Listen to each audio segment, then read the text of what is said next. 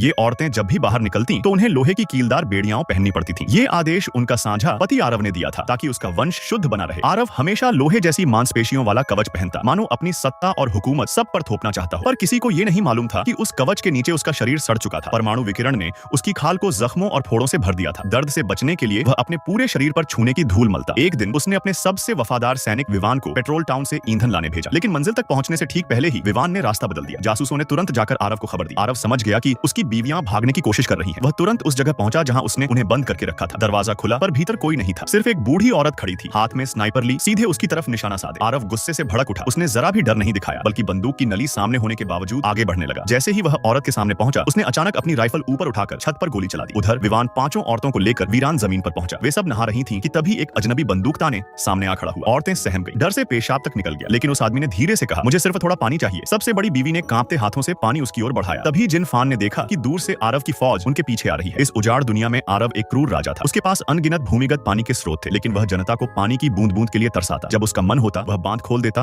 और लोग उसकी पूजा करते। फिर अचानक पानी बंद कर देता और जनता आपस में लड़ लड़कर मर जाती, पर उसे कोई फर्क नहीं पड़ता। विवान, जो पहले उसका सबसे भरोसेमंद सैनिक था, अब उसके जुल्मों से तंग आ चुका था। आज उसने तय किया कि इस मिशन के बहाने वह औरतों को छुड़ाकर ले जाएगा। लेकिन रास्ते में उनकी भिड़ंत शौर्य नाम के योद्धा से हो गई। लड़ाई के बीच जिन फान ने देखा कि दुश्मन की सेना तेजी से पास आ रही है। शौर्य भी आरव के अत्याचार का शिकार था, इसलिए दोनों ने मिलकर साथ भागने का फैसला किया। आरव ने अपने युद्ध पुत्रों को उनका पीछा करने भेजा। भीषण गोलीबारी शुरू हुई। सबने मिलकर बहादुरी से मुकाबला किया। तभी सबसे बड़ी बीवी, जो गर्भवती थी, ने अपने अजन्मे बच्चे को ढाल बनाकर धमकी दी, अगर गोली चली तो यह बच्चा मारा जाएगा। ये सुनते ही आरव ने अपनी सेना को फायर रोकने का हुक्म दिया। उसी पल विवान ने बंदूक तानी और गोली चला दी, लेकिन एक वफादार सैनिक ने झपटकर आरव को बचा लिया। वह मौत के मुंह से निकल गया, मगर देखता रहा कि उसकी बीवियां उसकी पकड़ से दूर होती जा रही हैं। भागते भागते विवान और बाकी औरतों ने जाना जिस हरे भरे नखलिस्तान की तलाश थी, वह असल में एक झूठा सपना था। तो उन्होंने लौटकर सीधे आरव के गढ़ पर हमला करने का फैसला किया। वहां हुई खून खराबे वाली जंग में उन्होंने अंततः आरव और उसकी सेना को मार गिराया। अंत में जनता आजाद हुई और जीवन देने वाला पानी सबके लिए खोल दिया गया।